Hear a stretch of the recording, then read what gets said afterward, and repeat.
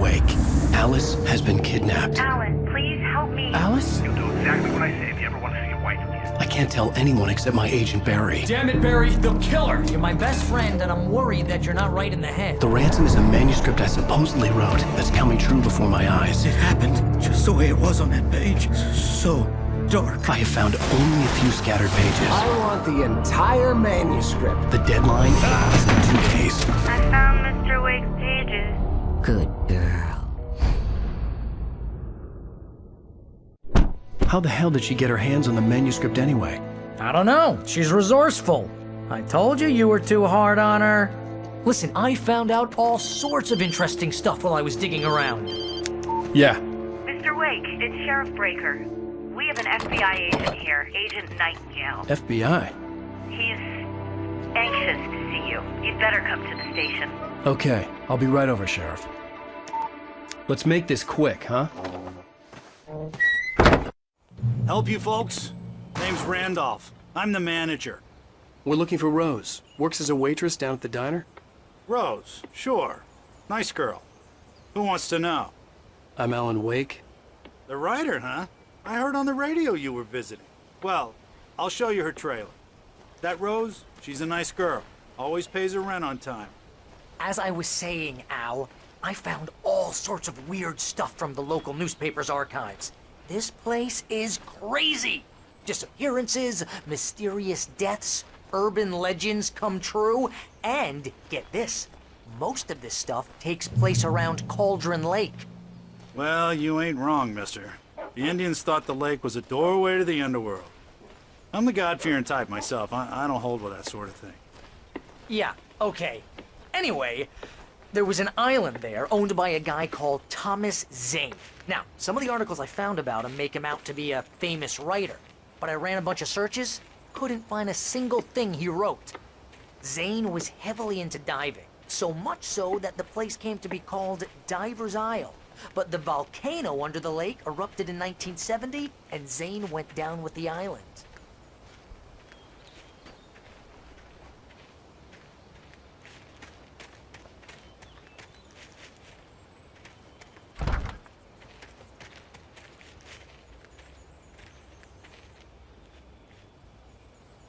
It gets better. A local girl, Barbara Jagger, drowned in Cauldron Lake just a week earlier. They were lovers. Sure, Jagger's a local spook story. The Scratching Hag. Comes for you in the dark. Childish stuff like that. Anyway, Al, I'm just getting to the best part. All of the articles about this stuff were written by Cynthia Weaver. I asked around, and she's that crazy bag lady you met. What, the lamp lady? She can be a little loopy, but she's not homeless or anything. Yeah, anyway, she knew both Jagger and Zane before they both died, and she had some kind of a breakdown.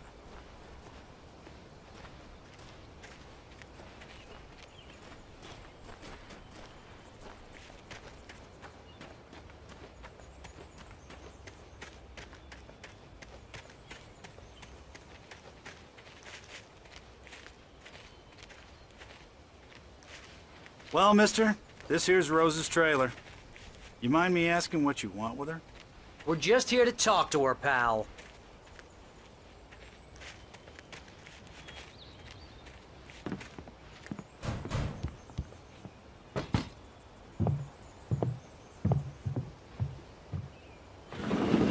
Welcome to...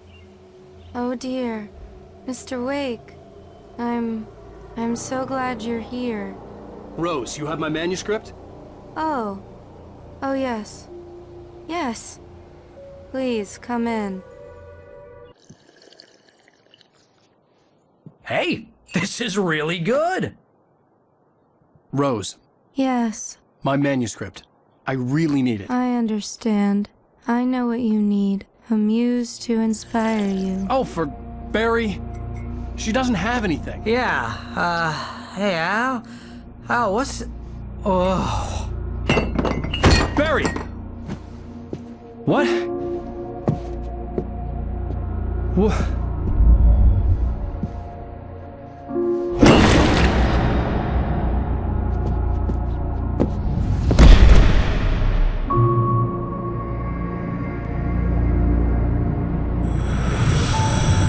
It's coming for you, hiding in my barber's skin. I'm too weak to stop it. You must turn the lights on. I promised I'd come visit you and your lovely wife. You must finish what you started. I insist. You must turn the lights on. Turn the light on. Back to work, boy.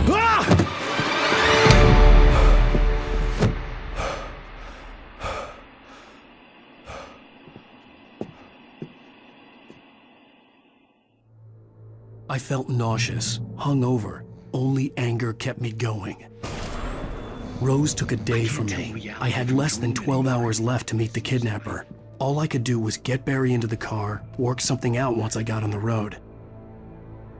Barry was out of it. He was way too heavy to carry. Right. My gun and flashlight were gone. I'd have to find a way to get Barry into the car as quickly as possible. Mr. Randolph liked Rose. That little smile she had. How she was still sweet when life had tried so hard to make her bitter. It wasn't any of his business what she did in her trailer. But those strangers, the writer and his smart-ass sidekick, looked like trouble. And they'd been in there for hours, way past her normal bedtime. He reached for the phone and called the sheriff's station. There was no time to waste.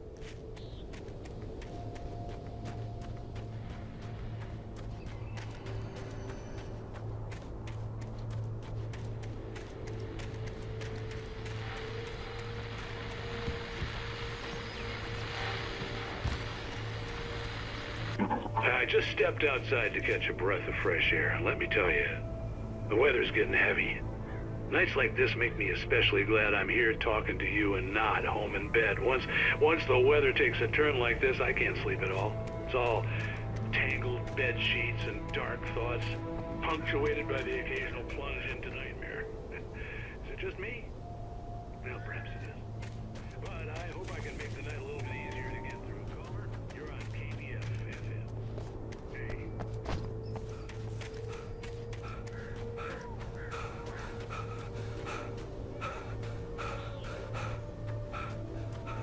Oh, you're gonna get it now. God knows what you've done to that poor girl. This is Agent Nightingale, FBI! Get him up, Hemingway! You're under arrest! You move a muscle, I'll unload right in your goddamn face! Stay right where you are, Blaine!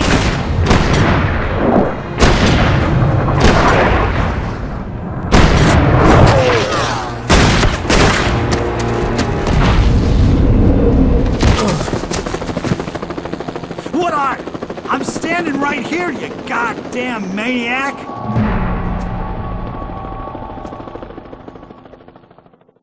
I hated to leave Barry behind, but there was no way I'd miss my appointment with the kidnapper. Give it up, Mr. Wake! Come on! Take it easy on it! Don't let him get away! Move it! Move it! Move it!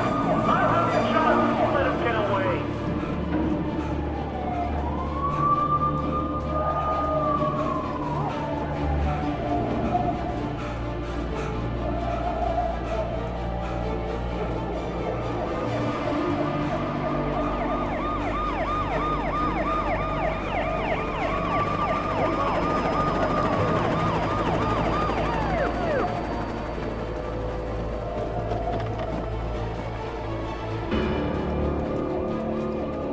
Stop running! Freeze! Okay, men. Keep your eyes peeled. He's gonna try to make it through here. Oh, damn. Over here! Stand out! He got away! Wow, see him!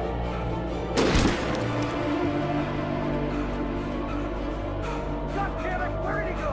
Slip away! Keep an eye out!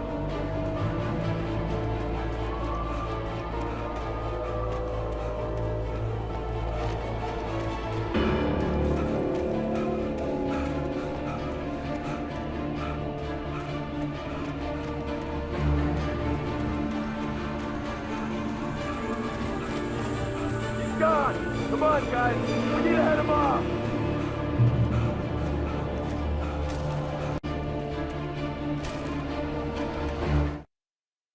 For decades, the darkness that wore Barbara Jagger's skin slept fitfully in the dark place that was its home and prison.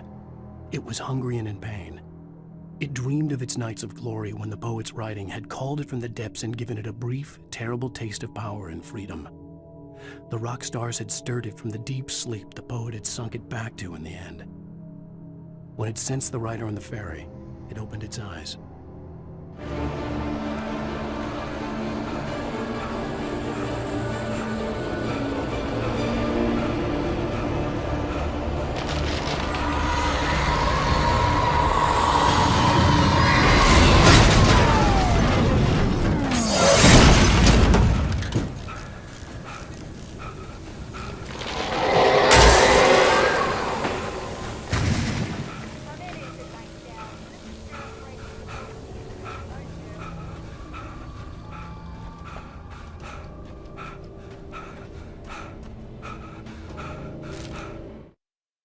Rose didn't know how the strange old lady got in her trailer, and she looked wrong somehow.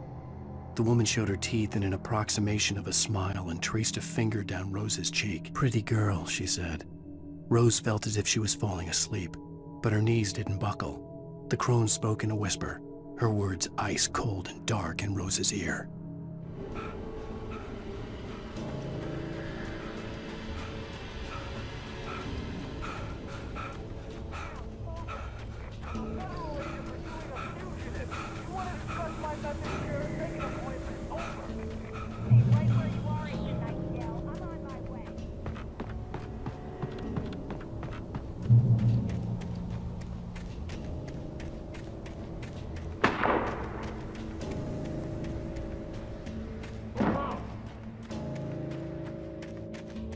Search the area!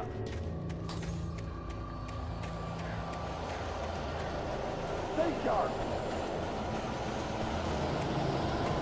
This way! Over here!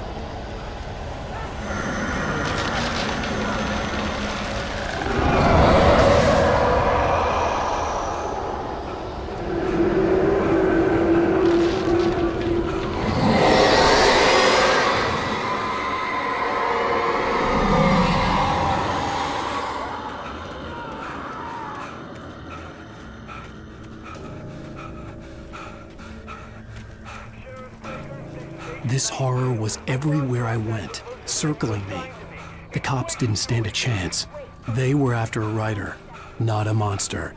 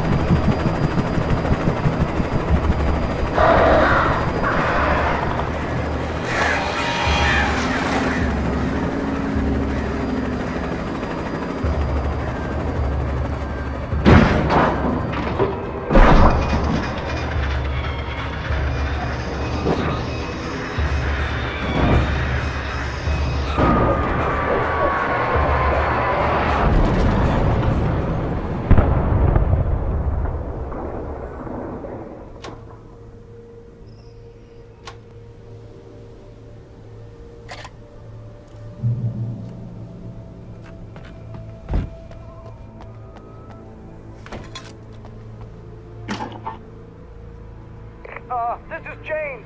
Mulligan, Thornton, come in. Over. Thornton here. James, we got both Wheeler and Rose in custody. They didn't put up a fight or anything. Why, they were... Hey, Mulligan, what are you doing? Come on! Sit down and give me that. James, Mulligan here. Over. Go ahead, Mulligan. Over. We got Wheeler and Rose here. Wheeler's drunk or hopped up on something. Speaking of which, that Fed had a pretty distinctive whiff of Otis Scotch about him, if you know what I mean. Over. I don't have anything on that, Deputy Mulligan. Over. Well, whatever. Anyway, Rose is just being plain weird here. You better get Doc in to take a look at both. Over. Gotcha. You better get them here quickly. The Fed's gonna want to interview Wheeler. Over. Oh, yeah, I bet he does. Looks like they have a lot in common. Mulligan out.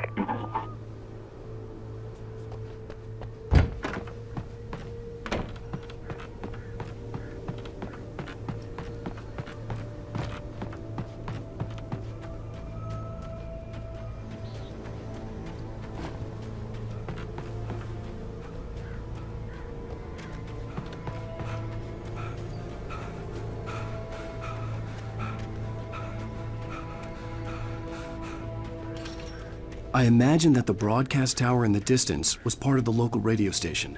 Maine seemed like a decent guy. Perhaps he could give me directions to the coal mine.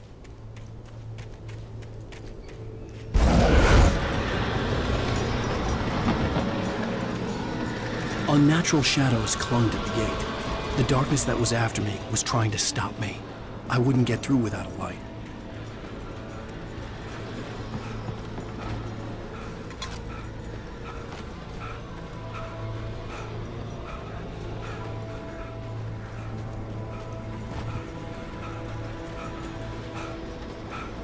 There was no power to the searchlight.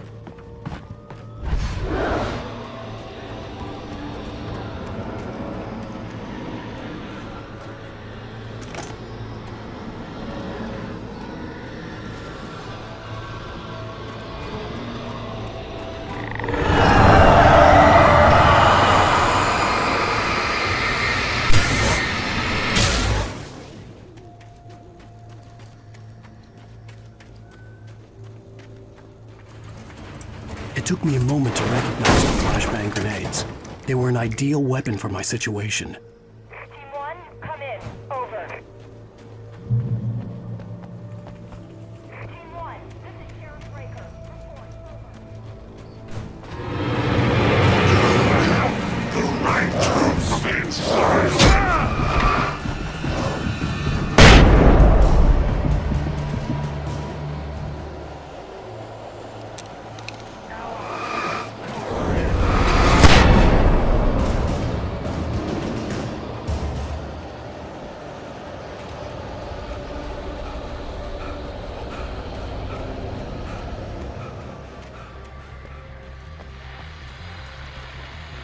And here's another call. You're on KBF-FM with Pat Maine. It's Milt Peabody, Pat. What's on your mind, Milt? Well, I live near the trailer park, Pat, and there's a big ruckus going on over there. Well, that's just up the road from me, too. What's going on, do you know? I don't know, but there's a bunch of police cars there, lots of sirens, a helicopter buzzing around, and I think I heard some gunshots. Gunshots? Yes, sir, like from a pistol. So can you find out what's going on? Because it's just next door and they're popping off guns there. They're still shooting? No, it was maybe 10-15 minutes ago. It sounds serious, Pat. I'm telling you, it don't sound like no party. I'm certainly going to give the station a call, Milt. Okay. You'll hear it here as soon as I hear it. Yeah, right.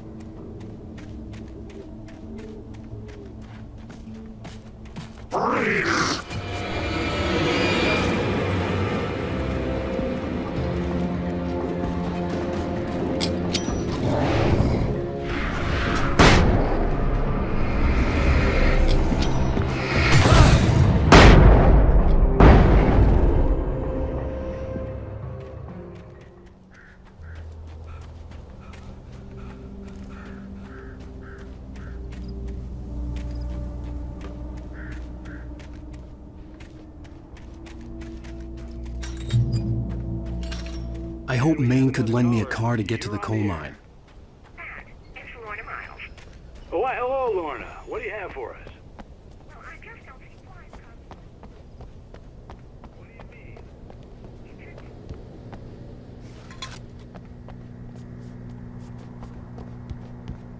Helping us normal citizens instead of wasting resources on those people. Well, I had no idea how to get to the coal mine. Maine would know. And I had a feeling I wouldn't get a chance to ask anyone else anytime soon. well, thank you very much for that compassionate viewpoint, Lorna.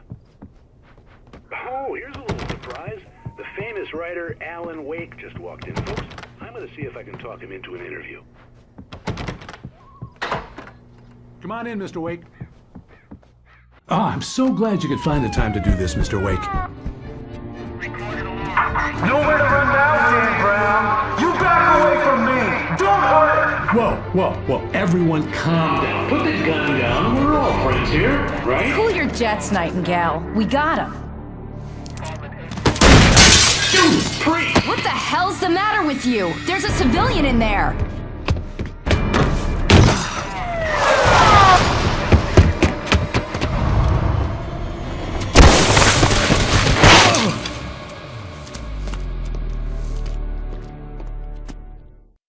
I'll get you yet, even if it kills me. You hear me? You hear me, H.P. Lovecraft?